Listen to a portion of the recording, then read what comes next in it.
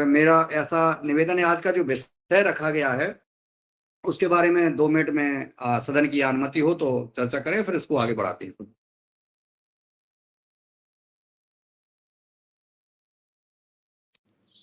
जी जी, चर्चा कीजिए यादव जी, चर्चा कीजिए। आज हम जी धन्यवाद आदरणीय मीना जी, आदरणीय डॉक्टर साहब। आज लगातार कई दिनों से हम जो है सुन रहे हैं, देख रहे हैं, इतनी जो है आपातकाल जो है हिमाचल प्रदेश, पंजाब, उत्तराखंड और अन्य राज्यों में देखने को मिल रहा है, जम्मू कश्मीर। और ऐसा नहीं, भारी तांडव देखने को मिल रहा है, जहां जन हानि, धन हानि, संपत्ति हानि, पशु पक्षी, मानव और प्रकृति, ये सब कुछ देखने को मिल रहा है। उसका कारण अपने अपने मन से अपना अपना सोच भी रहे होंगे। आप जब देखते हैं, हमारे सोशल मीडिया पे भी आप देख रहे हैं, पेपर में पढ़ रहे हैं, टीवी पे देख रहे हैं, निश्चित देख रहे हैं। आज हम जब कल हमने जो है पंजाब की धरती को बहते हुए देखा, नदी में कटते हुए देखा, ऊपर की जो परत है लगभग 4-4 फुट की, और वो जमीन जो है पानी में बह रही है, मिट्टी पानी में बह रही है, तब हमारे दिमाग में कुछ भाव आए कि देखिए ये जो जमीन जो धरती माता, जहां जो है ऊपर का जो है अपना, जो अपन कहते थे कि पंजाब में जो है जहरीली धरती हो गई है, जहरी जहर हो गया है, वो सारा जहर जो है बह गया है, बह रहा है। गाय माता की जो स्थिति मध्य प्रदेश में है या अन्य प्रदेशों में होगी, उत्तराखंड में तो गाय माता कम दिखी हमें, लेकिन मध्य प्रदेश में जो गाय माता दिखी, और गाय माता सड़कों पे है, भटक रही है, शहरों में द्वारे में खड़ी है, अपना इस आशा में कि कोई वो घर से घर मालिक निकलेगा और एक रोटी दे देगा। उससे जो है वो राहत, क्या इतने बड़े शरीर को एक रोटी से कोई राहत मिलेगी? नहीं मिलेगी, लेकिन वो भटक रही हैं, उनकी आत्मा भटक रही है। आज इतना बारिश हो रही है मध्य प्रदेश में, अन्य में तो हो ही रही है, कि हमने अपनी फसल को नहीं बो पाया है, और पूरा जो है हरी हरी घास, पूरे जहां नजर डालो वहीं घास, और गाय माता खूब जो है चल रही है। उत्तराखंड में लगातार पहाड़ खिसक रहे हैं, जनहानि हो रही है। जम्मू कश्मीर में आपने देखा, हिमाचल प्रदेश में भी देखा, इधर पंजाब में देखा, इन सब में इसका कारण हम जानेंगे। हमारे इसमें बुद्धिजीवी और विचारधारा और अपनी अपनी सोच के भाई बहन जुड़े हुए हैं। इसका कारण क्या है, और मैं चाहूंगा जो हताहत हुए हैं उनको श्रद्धांजलि अर्पित करते हैं उनके साथ हम सब, क्योंकि हमारे भाई बहन भी हिमाचल प्रदेश में हैं, पंजाब में हैं, उनसे भी हम, जैसे हमारे उनसे भी हम सब संपर्क करेंगे एक दूसरे से, कि वो सुरक्षित हैं और वो कहीं हताहत तो नहीं है। कोई मदद की आवश्यकता अगर महसूस होती है तो हमसे जो मदद बनेगी अपन उसको मदद भी करने का प्रयास करेंगे। ऐसा हमारे, चाहे उत्तराखंड हो, चाहे जम्मू कश्मीर हो, चाहे हिमाचल प्रदेश हो, चाहे पंजाब हो, इस पर हम जो है अपने जो हमारे युवार परिवार के जो परिचय के मित्र हैं या जो परिचय के लोग हैं, संबंधी लोग हैं, उनसे निश्चित आज हम सब लोग जो है उनसे कॉल करके संवाद करने का कष्ट करेंगे, और इसके साथ साथ यथा स्थिति पर आएंगे कि ये क्यों हो रहा है, कारण क्या है, हम जानेंगे। तो इस ओर हम अब इसका संचालन करने के लिए मैं आदरणीय जी आदरणीय दिनेश जी सेमवाल जी को ही सादर आमंत्रित करते हैं कि वो आए और आज का संचालन करने का कष्ट करें और इस विषय पे चर्चा करें। आगे आप सबको हम बुलाने का कष्ट करेंगे, आप, ताकि सबके मत जो है आ जाएं, और फिर इसके बाद जो है लास्ट में हम इस पर मंथन करेंगे। जी आदरणीय दिनेश जी सेमवाल जी हैं क्या? नहीं है। अच्छा, नहीं है, नहीं। चलिए है, नहीं है तो हाँ, दिनेश जी नहीं दिख रहे हैं। आदरणीय डॉक्टर सुनलाल राउत जी रहेंगे। तो इसके पहले ही, सबसे पहले हम आदरणीय पवन कुमार जी को सादर आमंत्रित कर रहे हैं, ताकि वो आए और इस विषय पर अपना मत दें और सुझाव दें और दिशा दें कि हमको किस प्रकार, कैसे चर्चा करना है, क्या करना है, ताकि जो है लगातार जो हमने चिंतन की बात कर रहे हैं तो हम लोग चिंतन करें। आदरणीय पवन कुमार जी अगर संभव हो, अगर रास्ते में नहीं हो तो आने का कष्ट करें और हम सबको मार्गदर्शन दें। जी जी। जी, धन्यवाद मुन्नीलाल जी। बहुत सुंदर आज की योग कक्षा, और आज का सत्र भी बहुत समसामयिक है और हम सब इसको देख रहे हैं, सोशल मीडिया में देख रहे हैं, कुछ अनुभव भी कर रहे हैं। जो लोग जहाँ पर अतिवृष्टि हो गई है, ज़्यादा हो गया है, उसको भी देख रहे हैं। डर भी लग रहा है इसको सब देख कर के कि ये ऐसे ही क्या चलते रहेगा? क्या ऐसे ही हम डूब जाएँगे? क्या ऐसे ही हमारा नुकसान होता रहेगा? तो ऐसे ही हमारी जो बहुत सारे लोग हैं अन्य विभिन्न राज्यों में, उनको बहुत ज़्यादा नुकसान हुआ है। उनकी न केवल मकान बहे हैं, डूबे हैं, बल्कि खेती-बाड़ी में भी बहुत ज़्यादा नुकसान हुआ है, मवेशियों को भी नुकसान हुआ है। अभी मैं कुछ वीडियो देख रहा था जहाँ मवेशी, भैंसें जो हैं बह करके जा रही थीं और नदी में जा रही थी, बचाने वाला कोई भी नहीं है।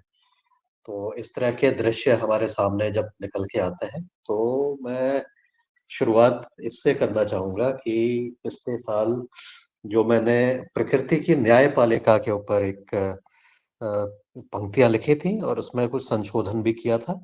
हीरालाल जी कुशवाहा जी का भी इसमें योगदान रहा। तो उसमें लिखा था, बनाया था जिसको रक्षक, जब से वो बन गए हैं भक्षक। प्रकृति भी सोच रही है, नहीं हो रहा है विश्वास। मानव कर रहा है भूल, लगा रखी है दूरबीन, दूर देख रहा है, लेकिन कभी लगा कर देखो प्रकृति का चश्मा। तो चश्मा तो हमने दूसरी चीज़ों का लगा दिया, प्रकृति का चश्मा नहीं लगाया, तो हम उसको गलत चीज़ों पर हमारी दृष्टि पड़ रही है। अंत में इसकी लाइन है, क्या ऐसे ही आ रहे अंधर तूफान, बाढ़, भूकंप, तूफान बर्फीला, कहीं प्रकृति की न्यायपालिका में तो नहीं हो रहा है फैसले पर फैसला।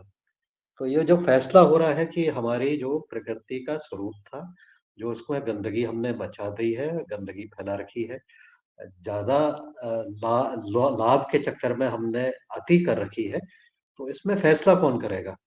कौन करेगा? क्या अगर हम ही रक्षक नहीं बने हैं, हम ही भक्षक बन गए हैं, भक्षक का मतलब कि आपने अति कर दी है, तो इसमें कोई ना किसी को तो फैसला लेना पड़ेगा। तो बड़े एब्स्ट्रैक्ट तरीके से ये सोचा गया है कि प्रकृति की भी तो न्यायपालिका होगी। क्या वही तो फैसला नहीं हो रहा है कि ये सब चीज़ें अचानक से इस समय पर ज़्यादा दिख रही हैं? तो ये तो केवल एक भाव थे, किसी के मन के, किसी के इस चीज़ के लिए नहीं कि किसी को नुकसान पहुँचे, किसी के लिए नहीं, लेकिन केवल एक भाव वाली बात थी कि कहीं ऐसा तो नहीं हो रहा है कि हमारी वजह से ही ये सब चीज़ें। अब इसमें ये भी चीज़ सामने निकल के आई कि गलती किसी ने की और फल किसी और ने भुगता।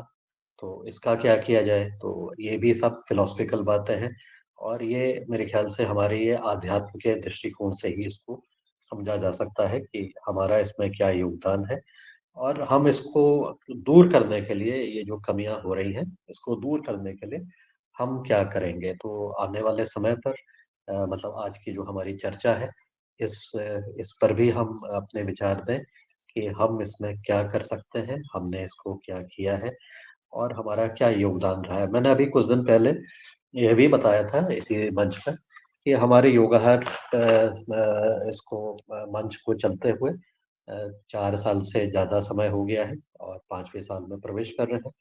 तो इस 4 साल में जो हम रोज़ मिलते हैं, उसका भी तो एक पर्यावरण पर प्रभाव है। तो एक कैलकुलेशंस की गई थी कि रोज़ 30 लोग 3 घंटे के लिए अपने मोबाइल के माध्यम से जुड़ रहे हैं, जिसमें अधिकतर कैमरे हमारे बंद रहते हैं, तो उसमें हमने कितना कार्बन का उत्सर्जन किया। तो एक फिगर निकल के आई और फिर ये फिगर निकल के आई कि इतना टन कार्बन हमारे इस केवल मीटिंग के माध्यम से हुआ है। जब हम मिले भी नहीं हैं, हमने कोई ट्रैवल नहीं किया, हमने कुछ नहीं किया, केवल अपना मोबाइल खोला है, उसको हमने ऑन किया है, आपने बात की है और सुना है, ज़्यादातर लोगों ने कैमरा बंद करके। तो ये चीज़ निकल के आई थी कि हमारा इसको दूर करने के लिए लगभग 15 पेड़ की ज़रूरत पड़ेगी औसतन। ज़्यादा भी हो सकता है, कम भी हो सकता है। 10 से 30 के बीच में एक फ़िगर आई थी। 15 पेड़ आपको लगाने पड़ेंगे। अब लगाने पड़ेंगे का मतलब ये हुआ कि 15 पेड़ तब वो कार्बन आपका उत्सर्जित कर पाएँगे अगर वो पूरे बड़े हों। उसके लिए उनको 20 साल का समय चाहिए। तो आज की समस्या का समाधान आपको अगर पेड़ भी लगाते हैं कहना तो आसान है, हमने पेड़ लगा दिया, हमने इतने सैकड़ों पेड़ लगा दिए, हजारों पेड़ लगा दिए, लेकिन वो कितने बड़े होने चाहिए पेड़, जिससे कि वो इसकी जो कार्बन हुआ है, उत्सर्जित हुआ है, उसको वो एब्जॉर्ब कर सके, क्योंकि एक पेड़ की भी एक सीमा होती है, वो अनलिमिटेड एब्जॉर्ब नहीं कर पाता है। केवल 10 से 15 किलो ही कार्बन का उत्सर्जन वो कर पाएगा, मतलब वो बचाव कर पाएगा। तो अब ऐसा होगा तो ये 15 पेड़ भी आपने लगाए तो उसको 20 साल आपको इंतज़ार करना पड़ेगा। और उस बीच में भी अगर हमारा योगाहार कार्यक्रम चलता रहे, जो हमारी बड़ी इच्छा है कि निरंतर चलता रहे, तो उतने सारे और पेड़ लगाने की ज़रूरत पड़ेगी। अगर हमने केवल इस चीज़ का बचाव करने की कोशिश की कि हमारी मीटिंग से हमने कार्बन कितना उत्पादित किया। तो ये कुछ चीज़ें हैं जिसमें कि हमें आत्मचिंतन करने की ज़रूरत है, अपने आप से शुरुआत करते हुए। और इस तरह की हमारी हज़ारों चीज़ें हम रोज़ कर रहे हैं, हमारे घर में जितनी बिजली का उपयोग हो रहा है, जितनी और चीज़ें, अगर हम गाड़ी चला रहे हैं तो उससे भी कार्बन उत्सर्जन हो रहा है। तो उसका मिटिगेशन हम कैसे करेंगे? क्या हमें करना पड़ेगा? जैविक खेती एक बहुत अच्छा तरीका है, बहुत बढ़िया तरीका है, बहुत प्राकृतिक खेती एक बहुत अच्छा तरीका है। लेकिन साथ ही हमारा अपना जो कंज़म्पशन करने की हमारी जो स्पीड है, उसको भी हमें कम करना पड़ेगा, उसकी गति को कम करना पड़ेगा। हमारी गति अभी निरंतर इस तरफ बढ़ती जा रही है कि हम कैसे ज़्यादा से ज़्यादा उपभोक्तावाद की तरफ बढ़ चलें। कैसे ज़्यादा से ज़्यादा हम उपभोग करें, कितना ही, उसी से हमारी इकोनॉमी भी लिंक्ड है कि हमारी जीडीपी इतनी बढ़ गई, इतना हम चौथे नंबर पर आ गए। हम पहले इतने पीछे नंबर पर थे, अब हम इतने आगे निकल के आ गए। वो भी अच्छा है, लेकिन वो पीछे रहना में भी एक फ़ायदा था कि हम ज़्यादा नुकसान नहीं कर पा रहे थे अपनी प्रकृति का। और इस वर्ष 24 जुलाई को हमारी पृथ्वी की धारण क्षमता इस वर्ष की पूर्ण हो गई थी। तो उसके आगे जो अब 1 महीना से ज़्यादा हमारा सवा महीना चले गया है, डेढ़ महीना चला गया है, वो हम धारण क्षमता के ऊपर, यानी कि हम जो हमारा सूद है, जो हमारा क्या प्रिंसिपल है, उसको हम खा रहे हैं और धीरे-धीरे अपने आप को खत्म करने की तरफ बढ़ते चले जा रहे हैं। तो ये सब चीज़ें महत्वपूर्ण हैं। अभी आपने देखा होगा कि जो ये अतिवृष्टि हुई है, बाढ़ आई है, हज़ारों की संख्या में पेड़ बह कर के आए थे। हज़ारों की संख्या नदियों में वो पेड़ आए, उन्होंने भी नुकसान अपना पहुँचाया और वो आगे हुआ। तो अब ये पेड़ मैं लगाने की बातचीत कर रहा हूँ, यहाँ तो ये प्राकृतिक रूप से भी पेड़ बह कर के आ रहे हैं। तो ऐसा नहीं है कि वो पेड़ अगर हमने लगा भी दिए, तो वो चिरंजीवी हैं, वो हमेशा बने रहेंगे। वो भी, उसकी एक सीमा है, उसकी भी एक आयु है। और ऐसी प्राकृतिक घटनाएँ जब होंगी तो पेड़, हमारे लगाए हुए पेड़ भी या प्राकृतिक रूप से उगाए हुए पेड़ भी वो कहीं न कहीं नष्ट होते हैं। तो समाधान के दृष्टिकोण से अगर देखा जाए तो हमें बहुत कुछ अब आगे करने की ज़रूरत है। जो हमने अभी तक के कर लिया है इस दुनिया में, जो भी हमारा योगदान रहा है, अच्छा रहा है, बुरा रहा है। लेकिन अब आने वाले समय पर जो हम जिस तरह से चलते जा रहे हैं, उससे हमें सकारात्मक योगदान करने की ज़रूरत है। और तो इसी चीज़ को ध्यान में रखते हुए, मद्देनज़र, मेरे ख्याल से आज की चर्चा को अब हम सभी के विचार ले लें, जो भी हमारे साथी हैं, इच्छुक हैं बताने के लिए, अपने अनुभव बताने के लिए, तो उनका स्वागत है। और मैं आशा करता हूँ कि ये चर्चा किसके उपरांत हम कुछ अच्छा कर पाएँगे, अच्छा हमारा निष्कर्ष निकल पाएगा और हम कुछ अपनी खराब आदतों को, जो आदतें अब अनावश्यक रह गई हैं। कुछ समय ये लगता था कि आदतें हमारी आवश्यक हैं, लेकिन ये अनावश्यक आदतों को भी हम लगाम देंगे, उसमें कमी लाने का प्रयास करेंगे। कुछ चीज़ों में हमें आगे बढ़ना है और कुछ चीज़ों को हमें कम करना है। यही संतुलन बनाते हुए हमारा योगाहार कार्यक्रम संतुलित रूप से आगे चलते रहे, ऐसी आशा के साथ मैं अपनी वाणी को विराम देता हूँ। आप सबको बहुत-बहुत नमस्कार। धन्यवाद। बहुत-बहुत साधुवाद आदरणीय पवन कुमार जी। आपने अपने सारे अनुभव, सारी चीज़ें रख दी हैं कि क्यों ऐसा हो रहा है और क्या करना चाहिए। पेड़ों का आपने जो चर्चा की है, हमने जब अभी उत्तराखंड में यात्रा के दौरान देखा कि पेड़ों से ही पहाड़ सधे हुए हैं, पेड़ों से ही पहाड़ सधे हुए हैं, पत्थर सधे हुए हैं और पेड़ अगर नहीं है, तो कुछ भी नहीं है। ये बात सत्य है और इसमें पेड़ों का जो पेड़ आपने जो बात की है कि हमारा कार्बन अगर हमें इसकी रक्षा करना है, तो हमें पेड़ अवश्य लगाना चाहिए। एक व्यक्ति को 15 पेड़ का आपने जो लक्ष्य दिया है, निश्चित हम सब इस पे इसकी पूर्ति करें, ऐसा क्योंकि पेड़ लगाना अति आवश्यक है। और अब हमारे मन में कई व्यक्तियों के व्यक्तिगत रूप से जो विचार आ रहे हैं, जो परख सुन करके निसंकोच आपके मन में जो भी विचार हो, वो अपने-अपने विचार दे सकते हैं, हैंड रेज़ करें, उनको हम आमंत्रित कर लेंगे। जो भी आपने इस आपदा लगातार आज के इस परिवेश में, इस भारी बारिश, तूफ़ान और ये आपदाएँ जो आ रही हैं, जो इस पे आपका किसी का सदन में कोई सुझाव हो, कोई मार्गदर्शन हो, कोई अपनी प्रक्रिया अपने मन में तो आप विचार आते होंगे कि क्यों ऐसा हो रहा है और कैसे इसको ठीक किया जा सकता है या क्यों हो रहा है? तो अपने विचार रख सकते हैं, हैंड रेज़ करें, हम उनको आमंत्रित करेंगे। जैसे ही आप हैंड रेज़ करेंगे, तैसे ही हम आमंत्रित करेंगे। आदरणीय डॉक्टर रोशनलाल राउत जी, कृषि विज्ञान केंद्र छिंदवाड़ा प्रधान हैं और वरिष्ठ वैज्ञानिक हैं, उनको मैं सादर आमंत्रित करता हूँ, आप आएँ और अपना सुझाव, विचार प्रदान करने का कष्ट करें। जी ओम, धन्यवाद भाई साहब।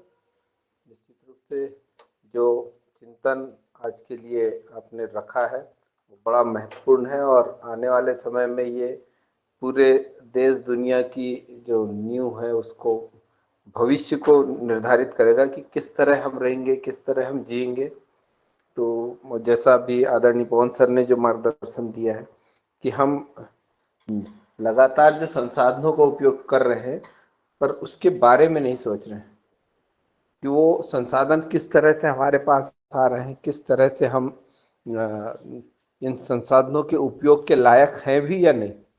तो इन चीज़ों पर, 3 चीज़ों पर मैं बात करना चाहूँगा कि जो हमारी जो ये सब चीज़ें हो रही हैं, मैं अपनी बुद्धि से, छोटी बुद्धि से थोड़ा कुछ कहना चाह रहा हूँ। एक तो नियति, दूसरा प्रकृति और तीसरा मानव द्वारा किए गए कृत्य। तो ये 3 चीज़ों में नियति कुछ ऐसा है कि जो नियत है, जिसको हम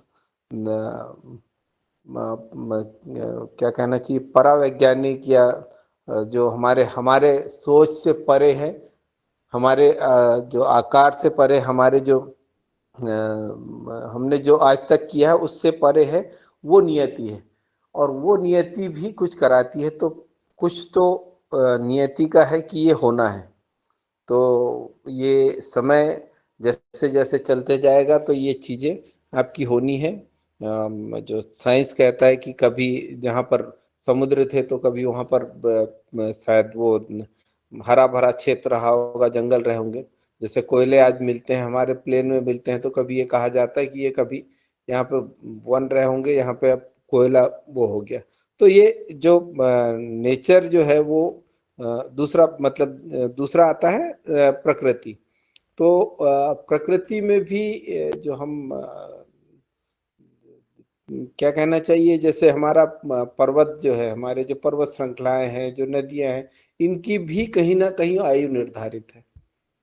अभी जो मतलब जो वैज्ञानिक उसमें कहा जाता है कि जो हमारी हिमालय पर्वत श्रृंखला जो है ये सबसे नई है और ये लगातार अपने विकास को प्राप्त कर रही है।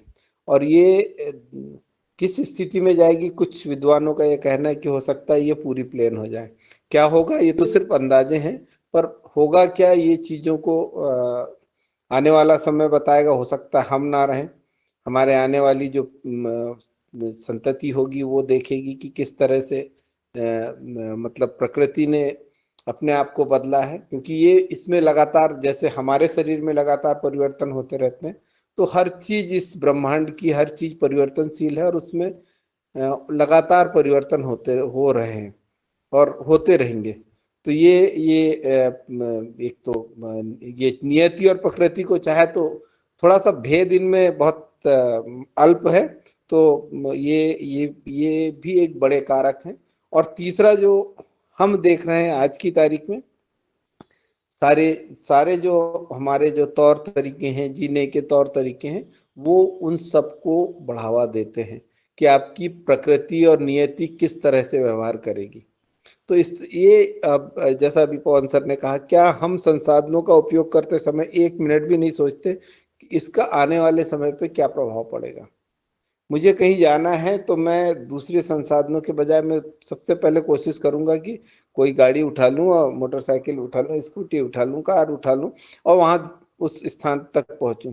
मैं ये नहीं सोचता कि इसको मैं पैदल चला जाऊं या दूसरे तौर तरीके से उसको वो करूं। तो हम संसाधनों का जो उपयोग कर रहे हैं, कोई भी संसाधन हो, एक मैंने किसी गंतव्य में जाने की बात की, आदरणीय सर ने मोबाइल की बात की, बहुत छोटा यंत्र जिससे कितना कितना हम उत्सर्जन कर रहे हैं ये हमें पता ही नहीं है। हमें जानकारी ही नहीं है कि हम कितना वो कर रहे हैं। हमारे जो जल संसाधन होते हैं, जल संसाधनों का उपयोग कितना कर रहे हैं, कितना करना चाहिए। अभी हम कृषि कर रहे हैं तो कृषि में कितना पानी उपयोग कर रहे हैं उसकी भी बात है। हम कर तो रहे हैं उत्पादन के लिए, पर उत्पादन में भी हम कितना पानी उपयोग कर रहे हैं। हम जो हमारे प्राकृतिक संसाधन है उनका उपयोग कितना कर रहे हैं और उसके संचयन के लिए क्या कर रहे हैं।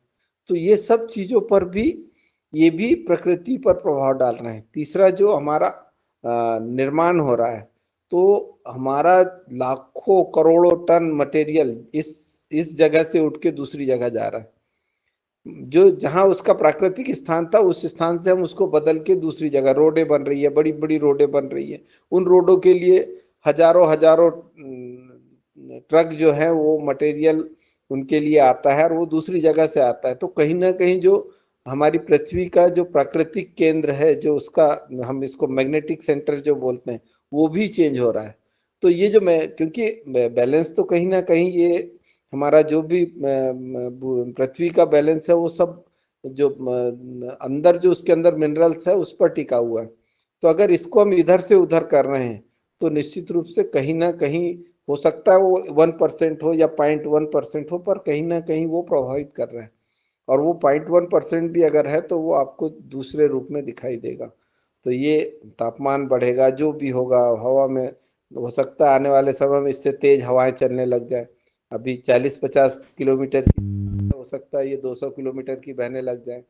तो कुछ भी जो परिवर्तन हो सकते हैं। अभी हम सिर्फ तापमान की बात कर रहे हैं, अभी हवा, अभी हमने सिर्फ इसकी बात की है कि हमारे जो पानी ज्यादा बारिश हो गई, पर हवा अगर तेज चलने लग जाए, प्रकृति का कुछ ऐसा प्रकोप हो जाए, एकदम से हवाओं की गति बढ़ जाए, तब क्या होगा? तब हम चल भी नहीं पाएंगे, रह भी नहीं पाएंगे। तो कई तरह के जो है हमारे जो प्रकृति के चीजें हैं उनका प्रभाव हमारे जीवन पर पड़ सकता है। तो हम अपने प्रयासों को ठीक करें, बाकी तो नियति प्रकृति अपना काम करेगी। हमारे प्रयासों में कितनी शुद्धता हो सकती है उस पर ध्यान दें कि क्या हम अपने प्रयासों में सही हैं और कर रहे हैं, समाज का क्या हित हो सकता है, और थोड़ी सी वैज्ञानिकता लाएं कि जो भी कर रहे हैं उससे कितना किस तरह से ये हमारे जीवन को और लोगों के जीवन को, हम सिर्फ अपने जीवन को किस तरह से प्रभावित करता है उसकी बात करते हैं, पर लोगों के जीवन को किस तरह से प्रभावित करेगा इस पर भी मंथन करें, विचार करें। जी ओम। जी, बहुत बहुत शालिवाद। आप अभी हम सुन रहे थे वैज्ञानिकों को। वैज्ञानिक अपनी बात करते हैं। आदरणीय पवन कुमार जी ने अपना जो बारीकी से बारीक चीजें को हमको अवगत कराया और सावधान किया। कर्तव्य क्या करने थे, आदरणीय डॉक्टर रावत जी ने जो है अपनी बात रखी। क्योंकि कि अब हम चलते हैं, जब हमारे सामाजिक जो सामाजिक सेवा में लगे हुए हैं उनकी सोच क्या है इस आपदा और जो है हम प्रकृति में जो, चूंकि आदरणीय दिनेश जी सेमवाल जी आज थोड़ा सा लेट जुड़े हैं, तो मैं चाहूंगा, मैं बताना चाहता हूं कि आज जो उत्तराखंड, जम्मू कश्मीर, पंजाब, उत्तर प्रदेश, मध्य प्रदेश और गुजरात और विभिन्न राज्यों में जो आज आपदा आ रही है, कहीं भूस्खलन, कहीं अतिवर्षा, कहीं कुछ, इन पर आज हम चिंतन कर रहे हैं। तो उसका आपके मन में, आपके ध्यान में क्या कारण आ रहा है, समाधान क्या हो सकता है? आप आदरणीय दिनेश सेमवाल जी को मैं देहरादून से सादर आमंत्रित करता हूं कि वो आए और अपना सुझाव विचार रखने का कष्ट करें। जी आदरणीय सादर धन्यवाद। मैं अभी जुड़ा, और जो आदरणीय पवन सर ने कहा होगा वो मैंने सुना आदरणीय डॉक्टर रोशन लाल सर आपकी जुबानी, फिर आपकी जो बिंदुवार बातें सुनी। और क्योंकि मेरा इसमें बहुत ही इंटरेस्ट इसलिए है क्योंकि आए दिनों में इन तरह की तूफ़ानी प्रक्रियाओं से गुज़रता हूँ, उत्तराखंड में रहने के नाते। और अभी-अभी हालिया दिनों में आदरणीय मुन्नीलाल जी भाई साहब आपने यात्रा करी उत्तराखंड की, तो आपने भी बहुत करीब से ऐसी ये घटनाएँ देखी कि किस तरह से ये हुआ है प्रकृति के साथ और प्रकृति की बात। और मैं इसलिए भी इच्छुक इसमें हूँ सुनने के लिए और कहने के लिए, क्योंकि मैंने तो अपने घर को बहते हुए देखा है 1998 में और अपने परिवार को समाप्त होते हुए देखा है। पूरे गाँव में ये आपदा आई थी। उसके बाद 2008 में जिस रूट से आप आगे बढ़े केदारनाथ रूट वहाँ पे फाटा है, वहाँ पे हुआ। फिर 2012 में ऊखीमठ के पास में ही हुआ और 2013 की ये घटना जिसमें मैं भी रेस्क्यू में गया था और रेस्क्यू करते-करते हम 9 लोग बच गए और 7 लोगों को हमने उसमें से यानी मरणावस्था से बाहर निकाला। फिर 2021 की बात जो ऋषिगंगा में उसमें भी हम गया था। अभी ये घटना हमारे सामने भी हुई है फिर से, लेकिन अन्य जगह भी हो रही हैं, जम्मू-कश्मीर आपने जैसे कहा और पंजाब की बातें हैं। तो सबसे पहले तो यही है कि वास्तव में जो डॉक्टर रोशनलाल सर ने आपने कहा कि जो प्रकृति है, नियति है और कृति जो हम कर रहे हैं, उसके आधार पे है। लेकिन बड़ी बात ये है कि सबसे ये तो प्रकृति अपना कार्य कर रही है। साथ में पृथ्वी में लगातार भूकंप आ रहे हैं। भूकंप आ रहे हैं हमें पता नहीं है और उसमें दरारें बन रही हैं और जो नई संरचनाएँ बनती जा रही हैं अगर भूगर्भीय तरीके से देखें और मैंने ऐसी बातें करी लोगों से, तो पता चला। फिर उसके बाद जो बारिश का जो रुख है, फिर जो तड़ित जो बिजली का गिरना है और उसके साथ बहुत अतिवृष्टि यानी पूरी नदी बरस जाती है एक ही जगह पे। तो इसका भी कुछ ऐसे उपाय नहीं। मैं अभी लगभग 1 साल हो गया और 1 साल पहले मैं आदरणीय पवन सर से यही बात कर रहा था कि इस पे कुछ काम करने की ज़रूरत है। तो उन्होंने बताया कि इस पर जो है उन्होंने कई यानी 20 साल पहले, 25 साल पहले ये विचार किया था। क्या किया जाना चाहिए? मेरा और जी आप म्यूट कर लें, मेरा जी म्यूट कर लें, आप काम क्लास को देख रहे हैं, उस क्लास को सभी क्लास को प्रणाम और आप सुने और फिर आपको हम आमंत्रित करेंगे तो आप जी दिनेश जी। जी, तो आदरणीय पवन सर ने कहा था कि इस पे वो सभी लोग विचार कर चुके थे उस समय और मैं 20 साल बाद विचार कर रहा था उसी बात पर। तो ये इस पे विचार किया जा सकता है लेकिन अपनी तरफ से कुछ गिलहरी के ने जो योगदान दिया था वो अवश्य दिया जा सकता है। मैंने 2021 में जब जो ऋषिगंगा बद्रीनाथ साइड या जोशीमठ एरिया में जो घटना घटी उससे पहले मैं वहाँ गाँव की तरफ एक भ्रमण पे था। क्योंकि रात हो चुकी थी और हमने कहीं पे रुकना था और एक अच्छे से होटल में हम रुके। उस होटल में रुके क्योंकि जल्दी में थे इसलिए रुके, होटल अच्छी जगह पे लगा हम रुके। और सुबह जब हुई तो सुबह में लगभग 4 बजे आस-पास ऐसे भ्रमण पे निकला, मॉर्निंग वॉक पे और हल्का सा जब पौ फटी, उजाला हुआ, तो मुझे आश्चर्य हुआ कि हम ऐसी जगह पे रुके थे। मैंने अपने साथी जो बहुत सीनियर थे उनसे कहा कि ये जो एरिया है पूरा मैं घूमा, तो वो ऐसा लगा ये आने वाले टाइम में ये बह जाएगा, नीचे गिर जाएगा। और 6 महीने बाद वो होटल और उसका पूरा आस-पास का एरिया नीचे जा चुका था। ऐसी ही एक प्रोबेबिलिटी एक संभावना हेमवती नंदन बहुगुणा विश्वविद्यालय के आदरणीय महेंद्र प्रताप सिंह जो साइंटिस्ट हैं वहाँ के, तो उन्होंने अपने फेसबुक पेज पोस्ट पर अभी कल डाली है। उन्होंने बताया कि उन्होंने 2-3 साल पहले देवप्रयाग के आसपास कुछ दुकानदारों को कहा था कि भाई आप लोग ये गलत कर रहे हैं, सही जगह पे कंस्ट्रक्शन नहीं कर रहे हैं, निर्माण नहीं कर रहे हैं, आप इससे बचो। लेकिन उन लोगों ने विरोध कर दिया और कल की पोस्ट में उन्होंने डाला कि उनके सारे जो वहाँ पे मकान थे, होटल थे, सब नीचे गिर गए, बह गए हैं।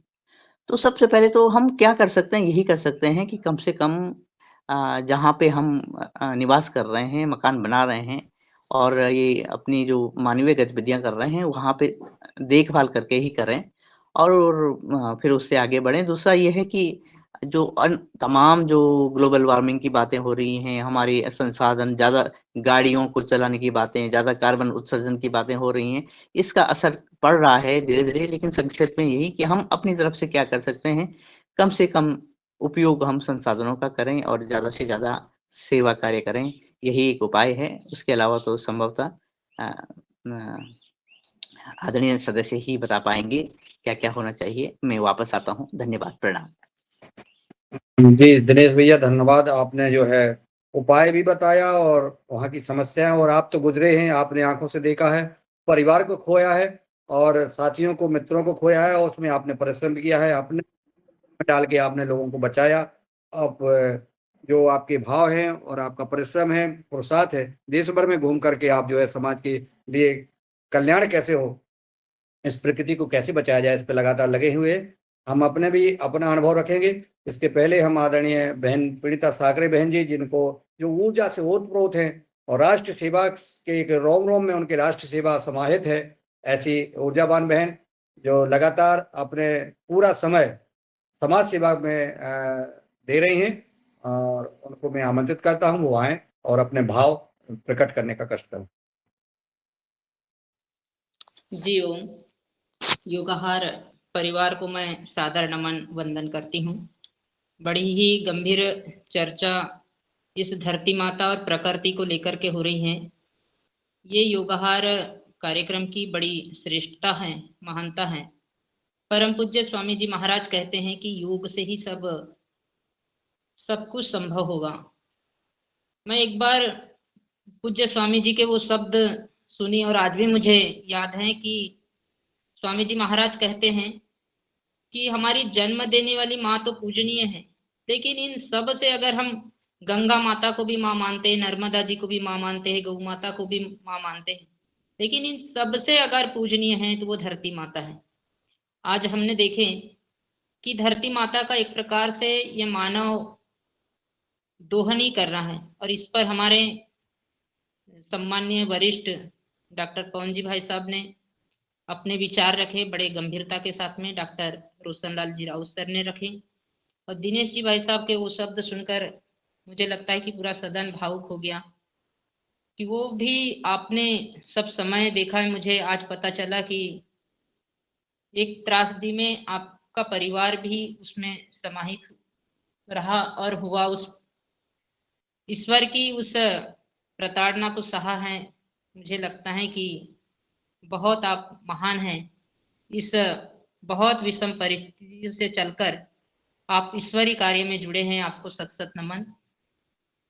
और योगाहार के हर सदस्य मुझे लगता है कि मानव सेवा में धरती माता के कल्याण के लिए लगा हुआ है। जैसे कि हमारे सम्माननीय मुन्नीलाल जी भाई साहब कहते हैं कि बहन जी लगी हुई है। मुझे लगता है मैं ऐसा कुछ विशेष काम नहीं कर रही हूँ, बस ये है कि एक चीटी के रूप में क्या कर सकते हैं अपने गृहस्थी को संभालते हुए।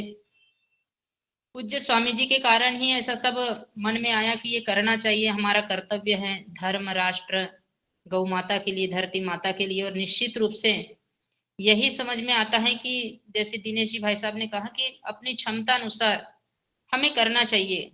सरकार अपना काम करती है, सामाजिक क्षेत्र में जुड़े हुए लोग, धार्मिक संगठन के लोग, सारे संगठन के लोग भी काम करते हैं, लेकिन प्रत्येक व्यक्ति ने धरती माता के लिए, गौ माता के लिए, गाय माता, गंगा माता के लिए सब चीज करना चाहिए। धर्म क्या है उसे पता है।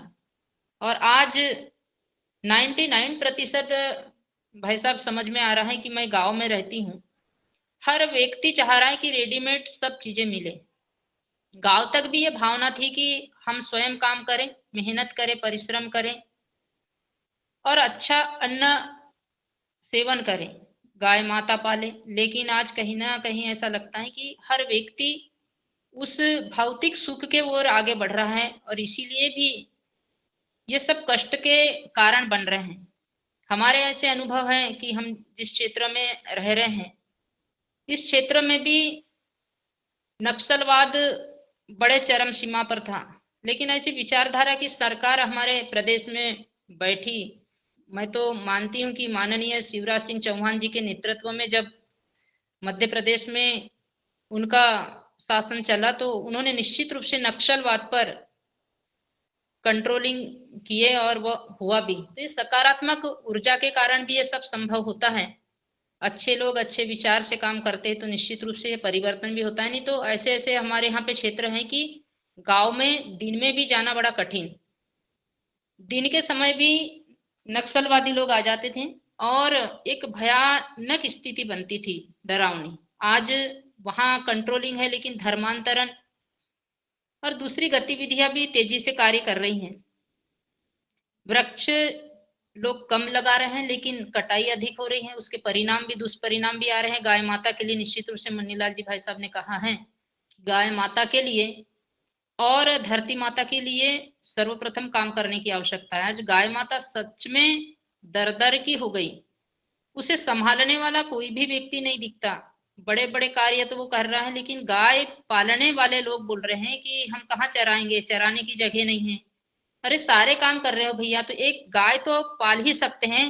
इसी उदाहरण के रूप में अपना उदाहरण हम बताएंगे लोगों के बीच में। अभी परसों एक शासकीय उच्चतर माध्यमिक चन्ना विद्यालय में कार्यक्रम था, उस पर गाय माता के प्रति चर्चा चली। तो मैंने कहा कि सबसे श्रेष्ठ अगर काम है तो धरती माता के कल्याण के लिए काम करिए, आप गाय माता के लिए काम करिए और इन बच्चों को गाय माता से जोड़िए। बच्चों से कहा कि एक एक गाय अपने घर में रखने का प्रयास कीजिए, उसके बड़े सफल परिणाम जीवन में आते हैं। तो ये निश्चित रूप से हमें छोटे छोटे प्रयोग से ठीक हम क्या कर सकते हैं, अच्छा क्या कर सकते हैं, पौधे लगाना चाहिए। और भाई साहब ने कहा है कि कम से कम 15 पौधे लगाना चाहिए। तो मैं बताना चाहूंगी कि पिछले वर्ष से लेकर आज तक हमने 60 पौधे लगाए और पूरी सुरक्षा के साथ में। ऐसा नहीं कि लगा दिए और लापरवाही कर रहे हैं, कुछ नहीं, उन्हें लगाओ और उनकी चिंता करो जैसे हम बच्चों की चिंता करते हैं। तो मुझे लगता है ये क्रम आज भी हमारा चालू है। हम आज भी पौधे लगाएंगे, कल भी लगाएंगे और परसों भी। ऐसे 3 दिन का हमारा क्रम है। तो हम 25 पौधे इन 3 दिन में लगाएंगे। हम 50 और 100 की बात नहीं करते, जितने को हम संभाल सकते हैं, सुरक्षित रख सकते हैं, ऐसे हम पौधे लगा रहे हैं। इन्हीं शब्दों के साथ में अपने वाणी को विराम देती हूँ। जय हिंद, जय भारत, जय योगाहार कार्यक्रम। ओम।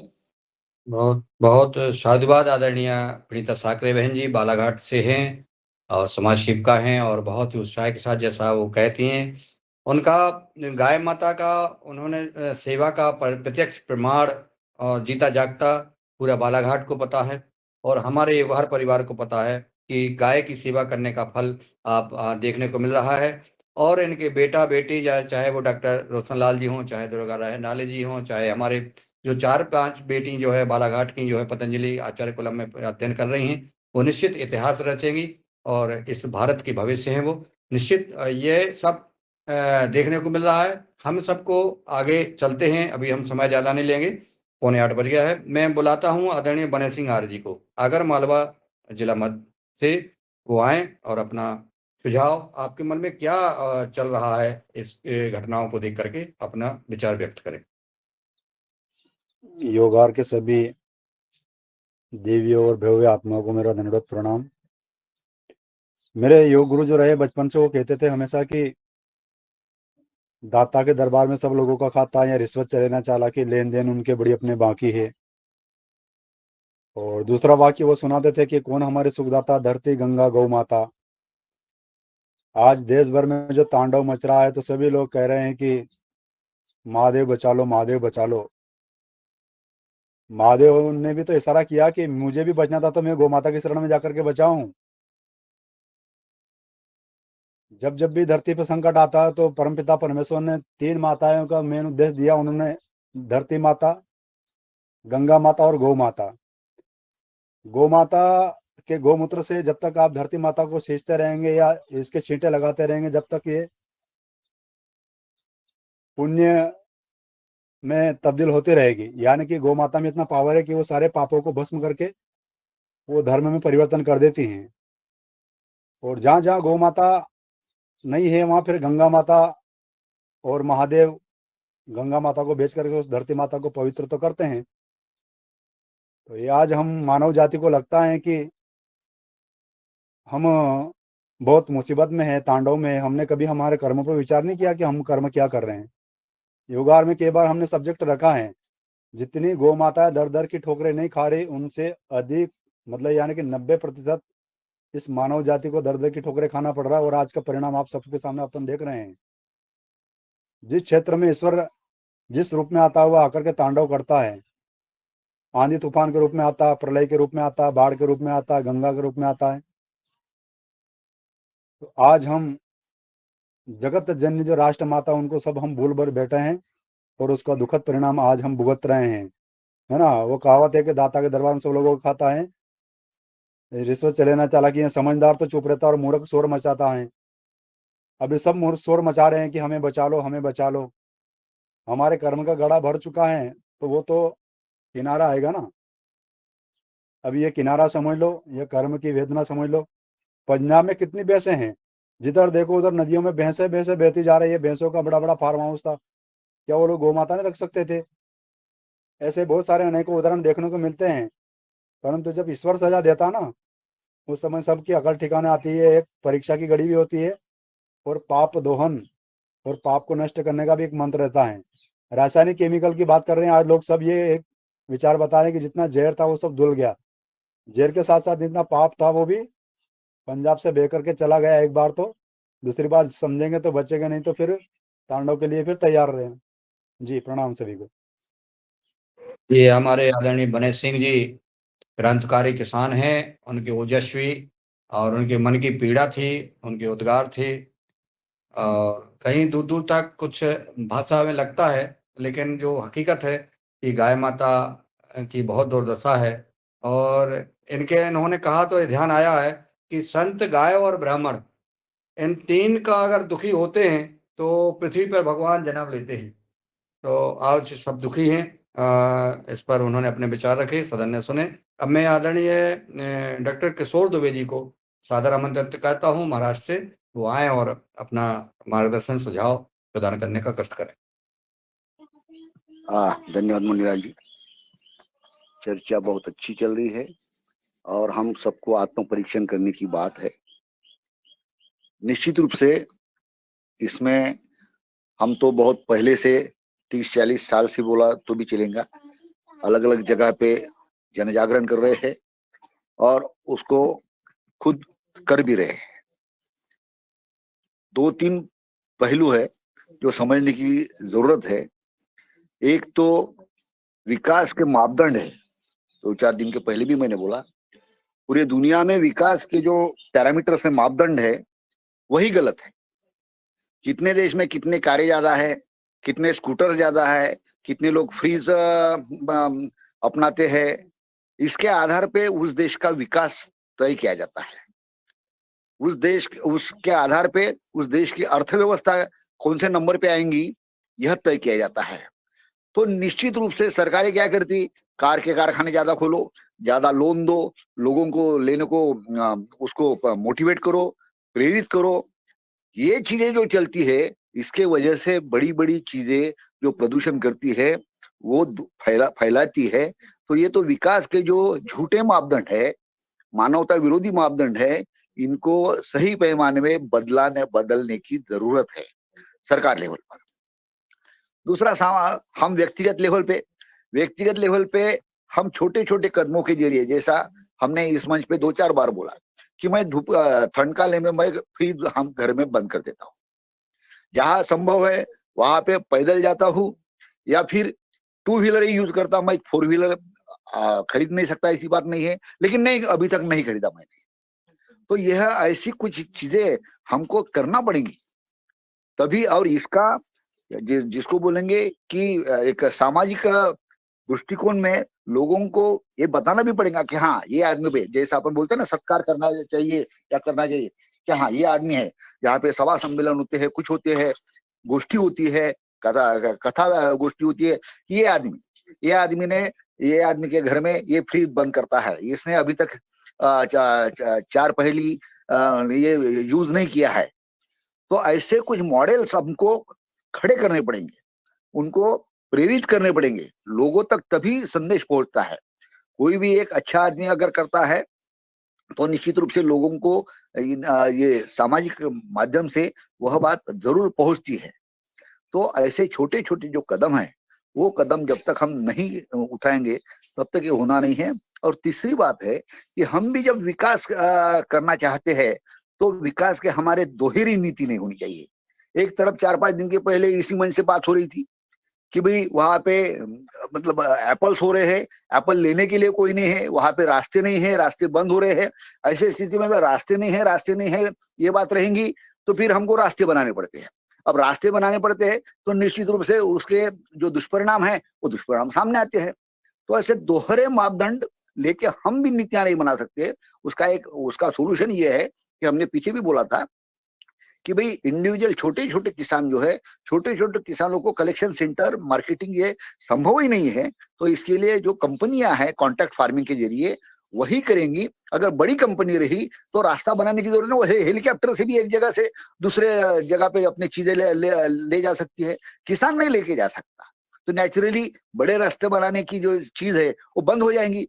तो ऐसे कुछ सोचना चाहिए जिसको हम अल्टरनेटिव थिंकिंग बोलते हैं, कि जो परंपरागत सोच है, परंपरागत सोच छोड़ के हम दूसरे तरह से अगर सोचेंगे तो उसके विकल्प आएंगे। और ये विकल्प देने के लिए हमको नई दिशा में खोज करनी पड़ेगी। और नई दिशा आज संभव नहीं है, ऐसी बात नहीं है, लेकिन उसके लिए जो व्यवस्थाएं है वो शासन स्तर पे और सामाजिक स्तर पे बदलनी पड़ेगी। तो निश्चित रूप से संभव है, भारत में तो जरूर संभव है। तो इस तरह से ये हम करें तो निश्चित रूप से व्यक्तिगत स्तर पर, सामाजिक स्तर पर और शासन स्तर पर यदि बदलाव होता है तो पर्यावरण बचेगा और ये जो आपदाएं आती, ये आपदाएं भी रुकेगी। धन्यवाद। जी धन्यवाद आदरणीय डॉक्टर साहब, आपने अपनी बात, अपना मार्गदर्शन, अपना अनुभव शेयर किया है। और कहीं दूर दूर तक ये सही बात है कि हमने कहीं ना कहीं हम जो है प्रकृति के साथ खिलवाड़ कर रहे हैं, जिसका परिणाम हम जो आज भोग रहे हैं। अब हम चलते हैं आदरणीय हरेंद्र कुमार जी के पास। आदरणीय हरेंद्र कुमार जी को ससम्मान आमंत्रित करते हैं, वो आए वो भी अपना सुझाव प्रदान करने का कष्ट करते हैं। नमन सभी को। कल मैं एक प्रोग्राम, वही वेबिनार में था, परमाकल्चर के विनय कुमार सिंह जी हैं जो बताते हैं, वही बता रहे थे कि जो ये सब कनेक्टेड है कहीं ना कहीं हमारे इंडिविजुअल और वो सब के सोच की वजह से जो आज विनाश हो रहा है और उसका कैसे बचाव किया जाए। तो उन्होंने वही कहा कि जो हम पराली जलाते हैं या पत्ते जमा होते हैं वो जलाते हैं, वो धरती माता एक तरह से उनका एक वस्त्र है जो उनको केयर करती है, उनको ढकते हैं, उनको सर्दी गर्मी धूप से बचाती हैं। तो हम करते क्या है, पेड़ पत्ते को जो है जला देते हैं, तो वो एक तरह से हम अपनी माता का वस्त्र हरण कर रहे हैं। जो पेड़ पौधे काट रहे हैं वो वस्त्र है, वो उनका आवरण है, उनको हम नुकसान कर रहे हैं। तो उनका वही कहना था कि कम से कम वो सब चीजें करें और खुद अपना प्यार करें। जो भी बाहर में भी रह रहे हैं, शहर में रह रहे हैं, वो भी कुछ ना कुछ कंट्रीब्यूशन, 10 पौधे 5 पौधे अपने छत पे छोटे पौधे लगाएं।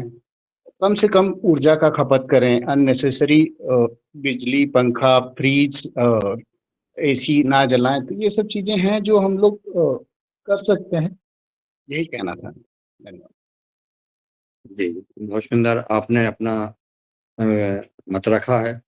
और जो हमने देखा है, हमने सोचा है, हमने उत्तराखंड में जब लगभग हजारों किलोमीटर यात्रा की और उन पहाड़ों पर यात्रा की, ऊपर देखा पहाड़ अपने ऊपर हैं, रास्ता वहां से है, कटा हुआ है, और निश्चित बहुत भारी भारी पत्थर ऊपर टंगे हुए हैं, किसी भी समय वो गिर सकते हैं। पेड़ लगे हुए हैं और पेड़ों की वजह से ही वो पत्थर सदे हुए हैं, ऐसा हमने देखा है स्पष्ट। उन पहाड़ों पर मकान बने हुए हैं और वो मकान समझ में ये हमने तो बड़ा चिंतन किया जब देखे कि मकान में कैसे जाते होंगे, कैसे रहते हैं, और स्पष्ट दिख रहा है कि हाँ हम सुरक्षित नहीं हैं।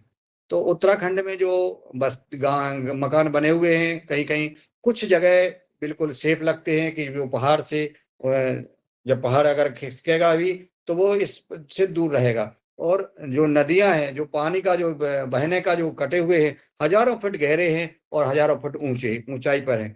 उसमें जो छेड़छाड़ की गई है। जो रोड बनते हैं, अभी हमने ये देखा है कि पूरा अंदर ही अंदर रोड तैयार हो रहे हैं, अभी कंप्लीट नहीं हुए हैं, लेकिन हम देख के आए हैं कि रुद्रप्रयाग से लेकर के सारी जगह कहीं बीच बीच में जो है पहाड़ों के बीच से रास्ता बनाया जा रहा है, उसको सीसी करके और गोल अंदर ही अंदर से रास्ता बनाया जा रहा है। तो ये प्रशासन कार्य कर रहा है, सरकार ये कर रही है कि ऊपर से जो वाहन जो हताहत हो रहे हैं या कोई जो फिसलन होता है उससे बचें, और रास्ता भी शॉर्ट हो जाएगा, बहुत शॉर्ट हो जाएगा।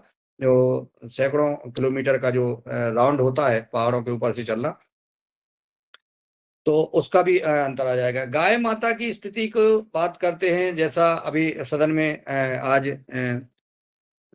जब मार्गदर्शन आया है कि हमने गाय माता को नजरअंदाज किया है, गाय माता भटक रही है।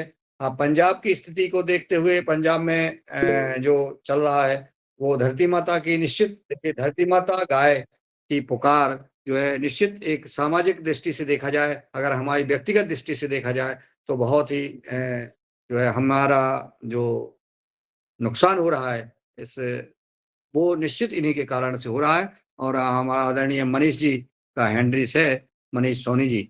जी, आदरणीय मनीष सोनी जी अपनी बात रख सकते हैं, उनका स्वागत और वंदन है। आइए मनीष सोनी जी। सदन को ओम। मैं वैसे बहुत लेट जुड़ा हूँ भाई साहब, लेकिन गाय पे जो चर्चा अभी चल रही थी वो सुना।